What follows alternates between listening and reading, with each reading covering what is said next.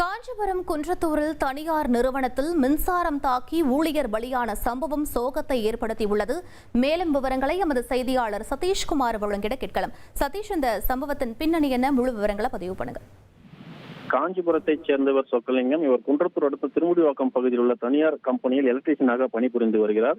கம்பெனியில் ஏற்பட்ட தொழில்நுட்ப கோளாறு காரணமாக அங்கிருந்த மின்சாரத்தை முற்றிலுமாக நிறுத்திவிட்டு அந்த பழுதை சரி செய்யும் பணியில் அவர் ஈடுபட்டுக் கொண்டிருந்தார். அப்போது எதிர்பாராத விதமாக அவர் மீது மின்சாரம் பாய்ந்ததில் தூக்கி வைக்கப்பட்டு சம்பவத்திலேயே சொக்கலிங்கம் பரிதாபமாக இறந்து போனார். இந்த சம்பவம் குறித்து திருமுடிவாக்கம் போலீசார் சம்பவ இடத்திற்கு சென்று இறந்து போன சொக்கலிங்கத்தின் உடலை மீட்டு பிரேத பரிசோதனைக்கு அனுப்பி வைத்து விசாரணை மேற்கொண்டனர். விசாரணையில் அவரது மின்சாரத்தை முழுதுமாக நிறுத்திய பிறகே அவர் அந்த பணிகளை சரி செய்வதற்காக ஈடுபட்டிருந்த போது திடீரென மின்சாரம் எப்படி பாய்ந்தது என்ற கோணத்தில் விசாரித்த போது அவரது கையில் வெள்ளி காப்பு ஒன்று அணிந்திருந்ததாகவும் அதில் மின்சாரம் பாய்ந்து அவர் இறந்து போனது முதற்கட்ட விசாரணையில் தெரிய வந்துள்ளது.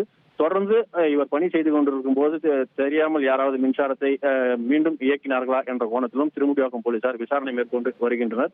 இறந்து போனவரின் உடலை பிரேத பரிசோதனைக்கு அனுப்பி வைத்து தொடர்ந்து அந்த நிறுவனத்தில் உள்ள ஊழியர்களிடம் போலீசார் விசாரணை மேற்கொண்டு வருகின்றனர். மின்சாரத்தை முற்றிலுமாக நிறுத்திவிட்டு பணியில் ஈடுபட்டிருந்த போது கையில் அணிந்திருந்த வெள்ளி காப்பில் திடீரென மின்சாரம் பாய்ந்து எலக்ட்ரீஷியன் ஒருவர் இறந்து போன சம்பவம் அந்த பகுதியில் பெரும் சோகத்தை ஏற்படுத்தியுள்ளது.